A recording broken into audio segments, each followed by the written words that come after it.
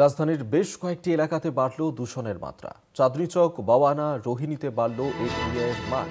দিল্লির বাকি এলাকাতে একিউআই এর মান 400 অতিক্রান্ত হয়ে গিয়েছে। জাতীয় দূষণ নিয়ন্ত্রণ পর্ষদ সূত্রে এমনটাই খবর। যেভাবে দিল্লিতে দূষণের মাত্রা ক্রমশই বেড়ে চলেছে এবং একিউআই 420 পেরিয়ে গিয়েছে একাধিক জায়গাতেই। যেমনটা জানা যাচ্ছে যে চাঁদনী চক, বাওয়ানা, রোহিণীতে সেখানেই বেড়েছে একিউআই এর মান।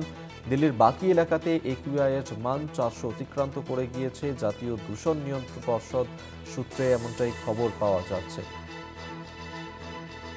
দিল্লিতে সেখানে যেভাবে এই দূষণের মাত্রা ক্রমশ বেড়েই চলেছে বিগত বেশ কিছু দিন ধরেই, এবং এই দূষণের মাত্রা একাধিক জায়গাতেই বেড়ে গিয়েছে। চাঁদনী চক, বাওয়ানা, রোহিণীতে সেখানেই দূষণের মাত্রা ক্রমশই বেড়ে চলেছে। দিল্লির বাকি এলাকাতেও একিউআই এর মান 400 অতিক্রান্ত করে গিয়েছে এবং যেভাবে এই দূষণ বাড়ছে এমনটা কিন্তু জানিয়েছে জাতীয় দূষণ নিয়ন্ত্রণ পর্ষদ। আমরা এই নিয়ে আরও বিস্তারিত কথা বলবো। শাশ্বতী রায় আমাদের সঙ্গে টেলিফোনে রয়েছেন প্রতিনিধি। শাশ্বতী, জাতীয় দূষণ নিয়ন্ত্রণ পর্ষদের তরফ থেকে ঠিক কি বলা হচ্ছে দিল্লির আবহাওয়া নিয়ে?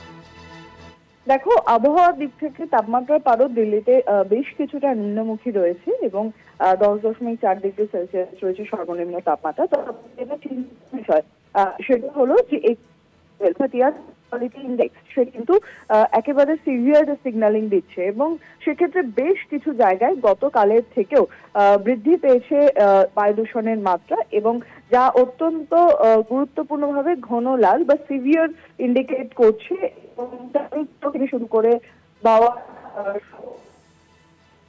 একাধিক গুরুত্বপূর্ণ জায়গা, রোহিণীর মতন গুরুত্বপূর্ণ জায়গাতে যা কিন্তু ইতিমধ্যেই প্রায় 450 ঘর ছুঁই এবং বেশ কিছু জায়গায় তা 450 অতিক্রান্ত হয়েছে।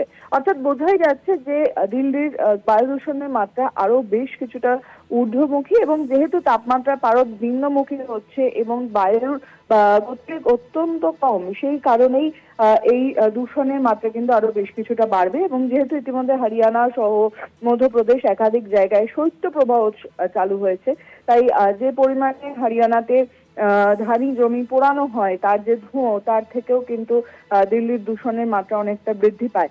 এছাড়াও যানবাহনের ধোঁয়া আছে, সেদিক থেকেও বেশ কিছু নিয়ন্ত্রণাধীন বিষয় রয়েছে। ডিজেল এবং পেট্রোল চালিত গাড়িগুলোর ক্ষেত্রে দিল্লিতে বেশ কিছু রেস্ট্রিকশন জারি রয়েছে।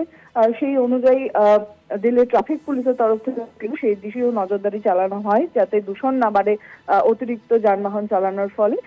ইতিমধ্যেই এই বায়ু দূষণকে কেন্দ্র করে একাধিক জায়গায় একাধিক স্কুলগুলোকে ইতিমধ্যেই হাই স্পিড যে এডুকেশন সিস্টেম, হাই স্পিড, সেই সিস্টেমে পড়াশোনা চালানো হয়েছে যাতে শিশুদের এই বায়ু দূষণ থেকে ক্ষতি না হয়। অর্থাৎ বোঝাই যাচ্ছে যে বর্তমানে দিল্লির যে পরিমাণ বায়ু দূষণের মাত্রা বৃদ্ধি পেয়েছে তাতে করে কিন্তু যথেষ্ট গুরুত্বপূর্ণ একটি মাত্রা নিয়ে যাচ্ছে, এবং সেখান থেকে আবহাওয়াবিদরা এবং পরিবেশবিদরা তারা কিন্তু যথেষ্ট চিন্তার ভাঁজ দেখছেন এই পরিস্থিতিকে দেখে।